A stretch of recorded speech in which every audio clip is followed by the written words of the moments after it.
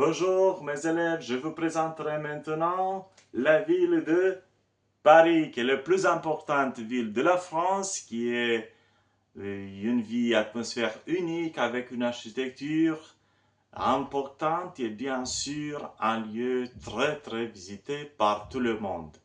Si vous voulez commencer cet itinéraire, je vous souhaite de commencer bien sûr avec son emblème qui s'appelle la Tour Eiffel, édifiée en 1889 par l'architecte que vous connaissez déjà, Gustave Eiffel, comme inauguration ou comme une commémoration de la Révolution française après un siècle.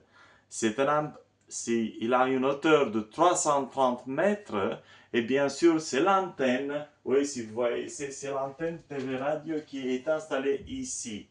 Et bien sûr, cette grande capitale a beaucoup de objectifs très importants.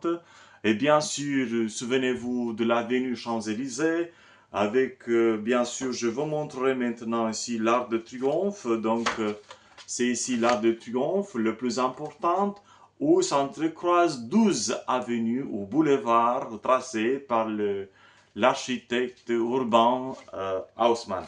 Et bien sûr, on continue avec le don des Invalides, oui, oui, maintenant il abrite le musée de Napoléon et bien sûr l'armée, le musée de l'armée nationale de la France, où bien sûr il fonctionne comme asile. Si vous continuez ça, vous pouvez voir le magnifique Louvre où vous pouvez rencontrer et bien sûr la déesse Vénus de Milo et bien sûr la plus grande peinture peintée par Michel-Ange qui s'appelle La Joconde, qui c'est une œuvre d'art. Il a été peintu pendant 17 ans et bien sûr il n'est pas fini encore et bien sûr il ne sont les lignes entre les personnages et bien sûr les paysages qui sont derrière cette image et qui est le plus visité, qui a beaucoup de choses. Et bien sûr, vous continuez à tenez comme ça avec la cathédrale Notre-Dame qui a été édifiée pendant le XIIe siècle, au XIIe siècle, et bien sûr, il a été maintenant restauré et bien sûr inauguré de nouveau par Monsieur le Président Macron avec une série de présidents d'État en 1025 pendant le printemps.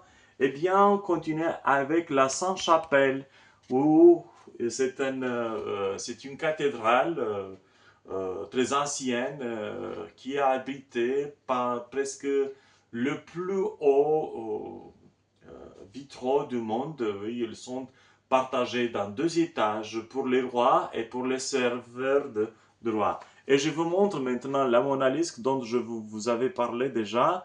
Oui, c'était magnifique. Et vous, si vous allez là-bas, vous rencontrerez beaucoup du monde.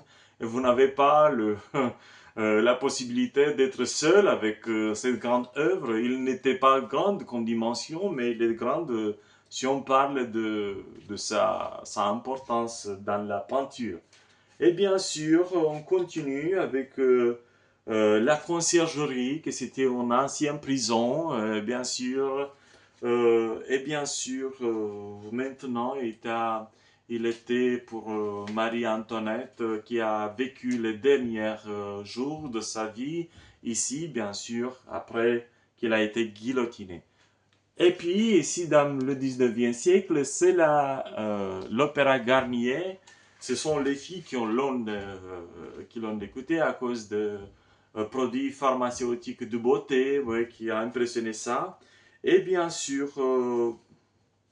encore d'autres lieux importants sont la cathédrale Sacré-Cœur, qui est là sur le bout de Montmartre. Oui, il est très haut que les autres, bien sûr. C'est une colline très haute et qui offre une vue panoramique sur le Paris absolument exceptionnelle. Et ça vous donne une petite euh, belle vue de Paris qui est absolument magnifique et qui impressionne à chaque pas. Si on parle de la modernité, on parle du centre Pompidou où se trouve bien sûr beaucoup d'ateliers comme pour nous les Romains Constantin Brunkusch et bien sûr l'opéra l'Opéra Bastille, oui, il a été édifié dans le XXe siècle. Et il y a encore le quartier latin avec la Sorbonne, avec le jardin de Luxembourg où il y a le Parlement de Luxembourg et beaucoup avec la place de la Concorde où commencent les Champs-Élysées. Je vous fais ça une courte présentation pour être intéressé, découvrir Paris d'une autre manière. Merci beaucoup, je vous attends.